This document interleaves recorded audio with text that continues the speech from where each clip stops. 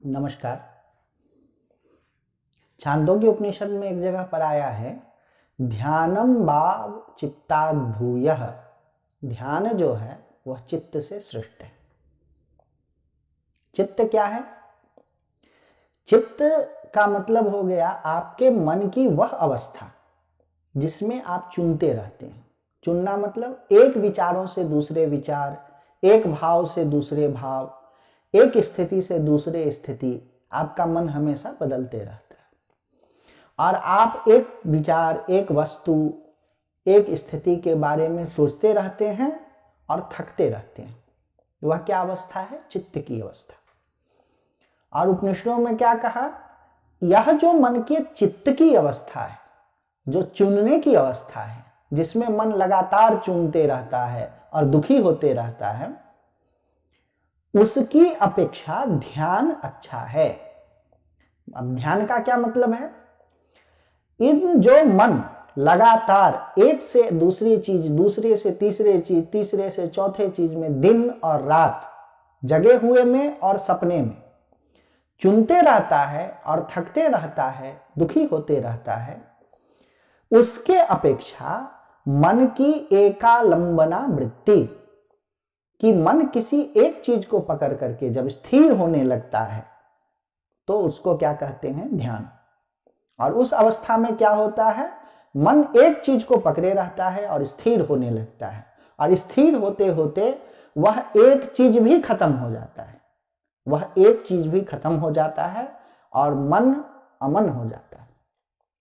वह भी क्या है? ध्यान। तो आप लोग ध्यान के फायदों के बारे में कहीं ना कहीं से थोड़ा बहुत सुने होंगे और आप ध्यान करना चाहते भी होंगे। लेकिन जब हम लोग ध्यान के विषय में सुनते हैं तो हमारे मन में दो चीजें आ जाती हैं। पहली चीज कि ध्यान करना अत्यंत कठिन चीज है। दूसरी चीज कि ध्यान करना सभी के लिए नहीं है। ध्यान करना तो केवल गुफा में रहने वाले साधु संतों के लिए है। ऐसी बात नहीं है। ध्यान करना सभी के लिए है। ध्यान करने से सभी को लाभ मिलता है। अगर आप छात्र हैं और ध्यान करते हैं तो आपकी एकाग्रता बढ़ जाएगी, आपके सोचने की क्षमता बढ़ जाएगी, आपकी कार्य क्षमता बढ़ जाएगी। अगर आप इंजीनियर हैं तो आप में नए नए विचार आएंगे, आप नए नए कौशल के साथ नई नई चीजों को बनाने की क्रिएटिविटी बढ़ जाएगी। अगर आप किसान हैं, आप मजदूर हैं, आप वर्कर हैं, आप लेखक हैं, आप जीवन के जिस किसी भी क्षेत्र के हैं, आपके लिए ध्यान जरूरी है। आप और शांत होते जाएंगे, आप और सरल होते जाएंगे। लोगों से आपका जो संबंध है, आपके पत्नी से, आपके पुत्र से, आपके पिता से, आपकी पत्नी से, ये सारे संबंध आपके अच्छे होते चले जाएंगे। इसके साथ ही दूसरी बात यह है कि ध्यान करना कठिन है, यह भी एक भ्रांति है।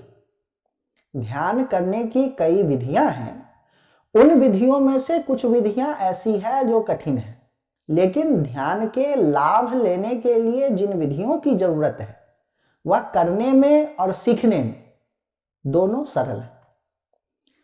इन दो समस्याओं से बढ़कर के जब आप ध्यान करने के लिए तत्पर होते हैं तो सबसे बड़ी दिक्कत यह आती है, ध्यान सीखने में लगने वाला समय। सामान्यतः आप जहां भी ध्यान सीखना चाहते हैं वहां पर आपसे कई दिन के समय मांगे जाते हैं, और आज के आपाधापी के जीवन में किसी के पास में कई दिनों का समय तो है नहीं, तो फिर आप ध्यान सीखने से वंचित रह जाते हैं, आप सीख नहीं पाते हैं। इन्हीं समस्याओं को ध्यान में रख करके प्रज्ञा ट्रस्ट ने ध्यान की 1 दिवसीय कोर्स की संरचना की है। इस कोर्स में, इस सत्र में 1 दिन में कुछ समय लगा करके आप ध्यान करना सीख जाते हैं, और ये विधियां वर्षों के अनुभव के आधार पर निकाली गई है। तो आप यह मत सोचिए कि एक ही दिन में सिखा देते हैं ये तो कोई सामान्य सी चीज सिखा देते होंगे, ऐसी बात नहीं है। इस 1 दिन में भी जो विधियां सिखाई जाती है वह वर्षों के अपने अनुभव के आधार पर बनाई गई है, निकाली गई है, और ये विधियां जरूर काम करती है।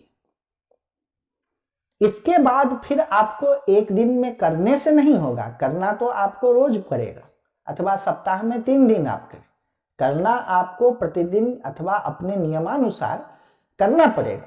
लेकिन जहां तक ध्यान सीखने की बात है तो आपको एक दिन में कुछ समय लगा करके, कुछ घंटे का समय दे करके आप ध्यान सीख सकते हैं और ध्यान से होने वाले सभी लाभ को आप प्राप्त कर सकते हैं। अगर आप इस वीडियो को देख करके ध्यान के विषय में और ज्यादा जानना चाहते हैं अथवा प्रज्ञा ट्रस्ट के द्वारा सिखाए गए गतिविधि 1 दिवसीय ध्यान कोर्स में भाग लेना चाहते हैं तो वीडियो के डिस्क्रिप्शन को देखें अथवा www.pragyatrust.com पर विजिट करें। धन्यवाद।